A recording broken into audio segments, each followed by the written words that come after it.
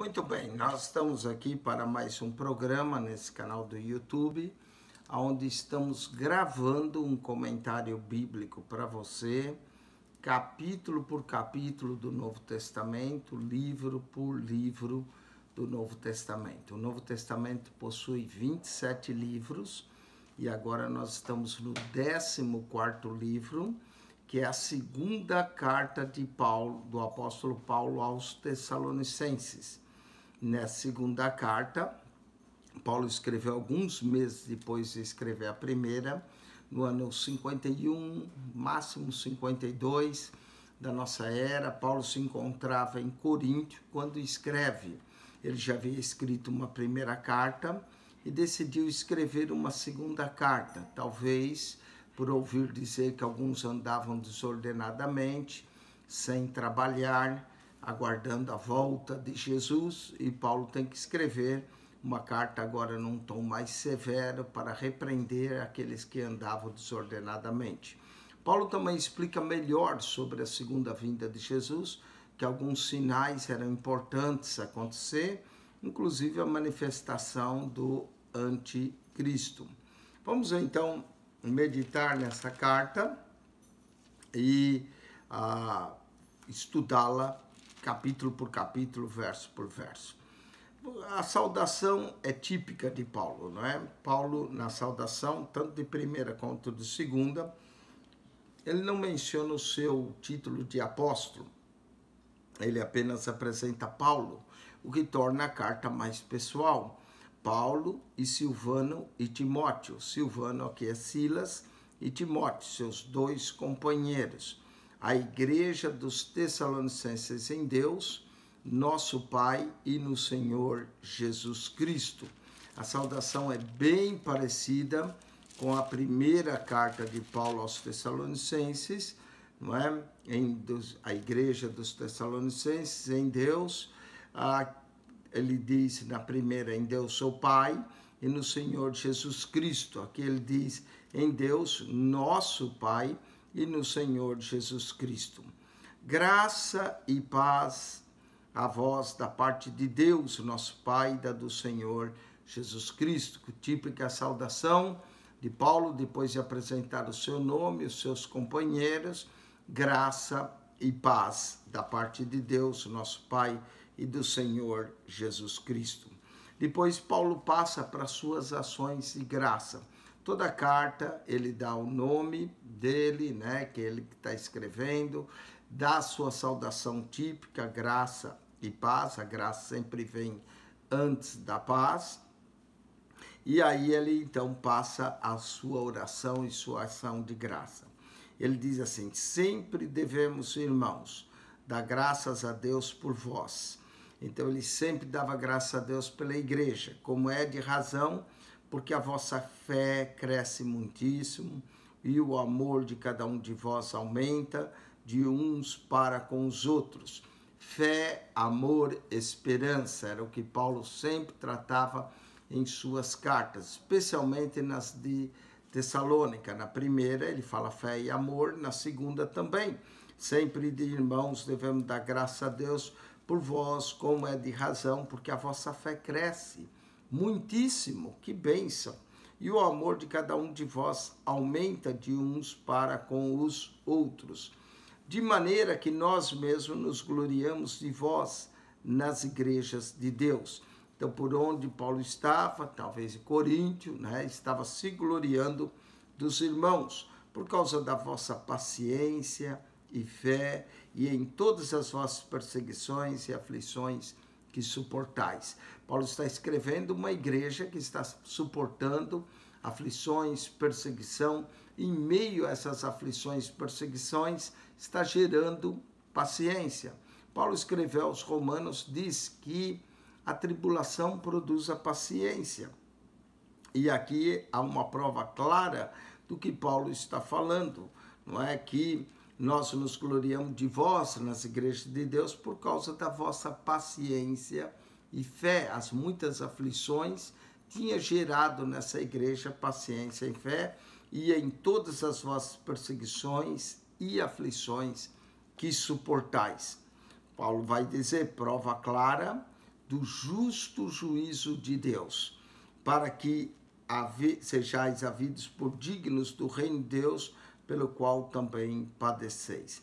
Quando Paulo menciona o justo juízo de Deus, ele está mencionando que certamente Deus irá julgar aqueles que estavam perseguindo e trazendo aflições aos irmãos tessalônicas.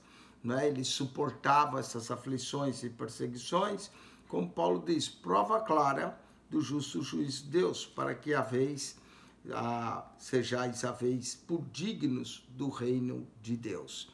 O reino de Deus, importa que nós entremos nele por muitas aflições, angústias. Paulo trata isso em suas cartas, pelo qual também padeceis.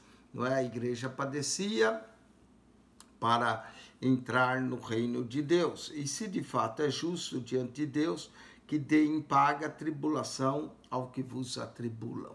Então, aqui está o justo juízo de Deus, que os que atribulavam a igreja iriam receber a paga por ter atribulado a eles. Deus não tarda com o seu juízo. Deus permite, às vezes, que, no caso, eram judeus que perseguiam a igreja, que esses judeus, por um tempo, atormentassem e perturbassem a igreja, provando, assim, a fé dos irmãos de Tessalônica, mas que o justo juízo de Deus vinha e que Deus ia dar a paga a todos aqueles que estavam atribulando. Prova clara do justo juízo de Deus, para que sejais havidos, dignos do reino de Deus. Então, a prova era que até essa perseguição era usada para que eles fossem dignos de entrar no reino de Deus, pelo qual também padeceis. E se de fato é justo diante de Deus, que dê em paga tribulação aos que vos atribulam. Então, dessa forma, a igreja era testada, aprovada, mas o justo juízo de Deus viria para dar em paga todos aqueles que atribulavam. Verso 7.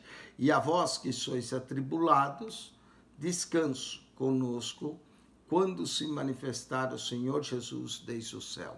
A manifestação do Senhor Jesus aqui, a paroxia que Paulo trata no grego, manifestação do Senhor Jesus, por afim a toda tribulação, a todo mal que o crente pode sofrer nesse mundo. Então, a igreja continua aguardando a volta de Jesus. Esse mundo não é um parque de diversões, esse mundo é um campo de batalha, a nossa fé é testada, nós vamos ter tribulações, mas quando se manifestar o Senhor Jesus, terá o fim de todas as tribulações. Olha, e a vós que sois atribulados, descanso conosco, quando se manifestar o Senhor Jesus desde o céu, com os anjos do seu poder. Então, Jesus vai se manifestar com os anjos do seu poder e porá fim a toda a tribulação e angústia. Esse tom dessa carta é um pouco diferente, não é? Na primeira carta, Paulo menciona que o Senhor descerá do céu com voz de arcanjo e os que morrerem em Cristo irão ressuscitar primeiro. Os que dormiram em Cristo, ele usa a expressão, por nós vivos seremos transformados para encontrar com ele nos ares. Mas aqui não existe encontro no ar, o Senhor vem desde o céu com os anjos do seu poder, não é, para estabelecer o seu reino. A minha forma de ver é que 1 Tessalonicenses, Paulo trata do arrebatamento, e 2 Tessalonicenses, a vinda de Jesus de forma visível. E ele diz aqui a manifestação com os anjos do seu poder, com labareda de fogo, tomando vingança dos que não conhecem a Deus e dos que não obedecem ao evangelho de nosso Senhor Jesus Cristo. Quando Jesus vier na sua manifestação, Paulo diz que ele virá como uma labareda de fogo. Labareda de fogo, não é? Virá, diz no Apocalipse, João diz que os olhos dele são como chamas de fogo.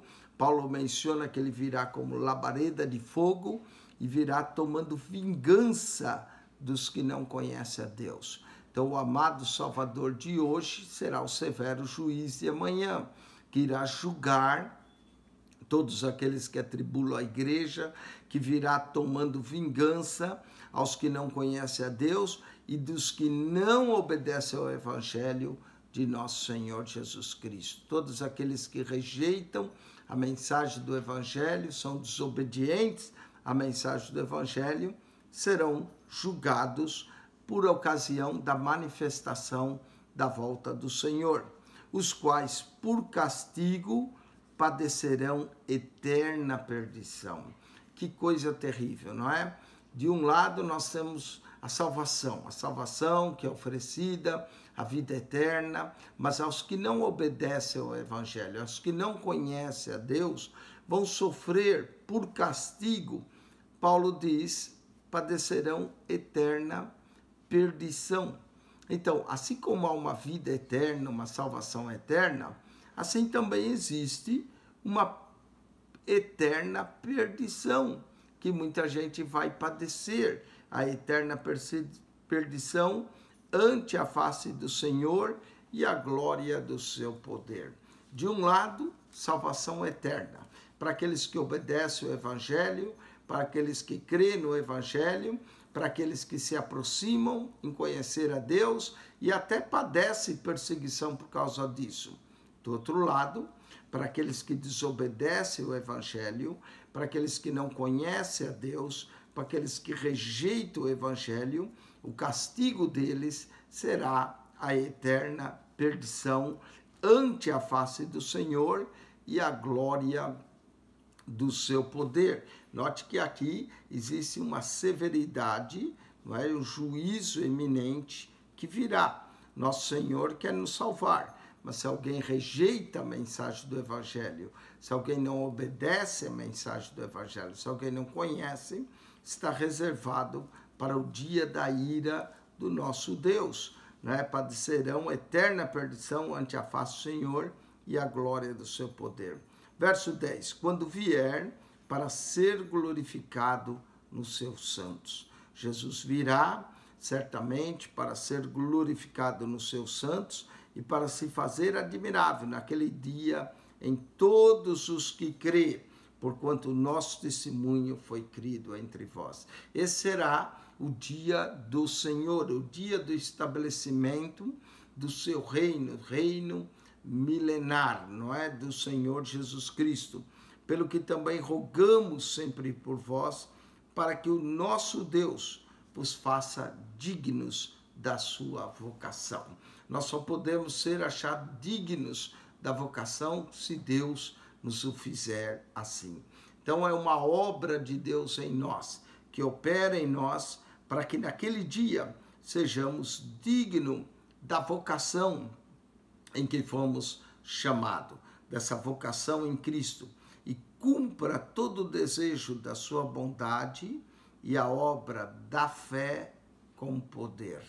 Fé. A obra da fé irá se completar nas nossas vidas no dia da manifestação do Senhor Jesus Cristo, quando nós formos achados dignos da vocação. Por isso que é importante nós estarmos andando com Cristo, nos submetendo a Ele, para que sejamos achados dignos da sua vocação e Ele possa cumprir em nós todo o desejo da sua bondade, a bondade de Deus. A glória de Deus é resultado da sua bondade, do seu amor para conosco, e a obra da fé com poder, a obra da fé que Ele operou em nós, os que cremos na mensagem do Evangelho, para que o nome de nosso Senhor Jesus Cristo seja em vós glorificado.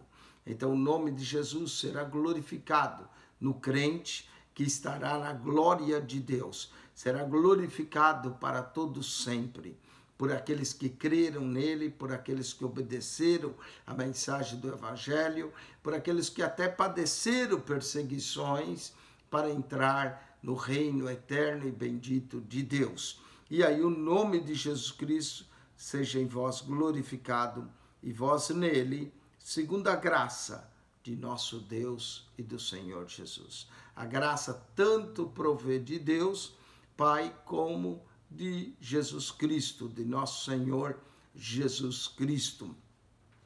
Então, Paulo, nesse primeiro capítulo, ele, depois de dar a sua saudação, depois de mencionar quem é que estava com ele, primeiro, Paulo, Silvano, Timóteo, graça e paz da vossa parte de Deus, ele dá graças a Deus pelos irmãos, ele menciona a tribulação que os crentes estavam padecendo, mas menciona a manifestação do Senhor que virá desde o céu para por fim, para também trazer vingança àqueles que não conhecem a Deus e nem obedecem à mensagem do Evangelho. Paulo menciona que padecerão eterna perdição ante a face do Senhor e a glória do seu poder. Mas para aqueles santos será dia de glória, seria dia glorioso, será o dia em que Deus irá cumprir toda a sua bondade, a obra da fé com poder em nós. E o nome do Senhor Jesus será glorificado. E vós nele, segundo a graça de nosso Deus e do Senhor. A salvação é algo glorioso. Que nenhum de nós venha perder a salvação. Que nós sejamos achados dignos do dia da manifestação do Senhor Jesus Cristo. E andamos com nosso Deus em fé, em temor, em reverência, diante de Deus, nosso Senhor e Salvador. Com isso, nós terminamos o primeiro capítulo, capítulo breve, mas que fala muita coisa desse juízo que vai ocorrer. E aí o capítulo 2, Paulo mostra que a vinda de Cristo será precedida da manifestação do anticristo. Assim como haverá a manifestação do Filho de Deus do céu, antes que isso ocorra, vai haver a manifestação do anticristo, desse homem do pecado, desse iníquo que Paulo menciona. Esse capítulo 2, não perca, você quer ouvir o programa, porque tem a ver com a volta de nosso Senhor Jesus, um dos sinais da volta de nosso Senhor Jesus Cristo. Com isso, nós terminamos esse programa do capítulo 1, a carta é breve, apenas 12 versos, e nós vamos depois entrar no capítulo 2, que possui também poucos versos, 17 versos. Mas que a graça de nosso Senhor Jesus Cristo seja convosco. O amor de Deus, nosso Pai, e a comunhão do Espírito Santo de Deus. Que Deus vos abençoe ricamente em Cristo Jesus. Ajude-nos a divulgar esse canal, se ele tem sido de bênção. Mande para os seus amigos, familiares, pessoas conhecidas, para que ele possa abençoar outras pessoas e que as pessoas possam subscrever e assim receber notícias toda vez que nós postamos um novo vídeo aqui nesse canal. Deus vos abençoe ricamente em Cristo Jesus. Amém.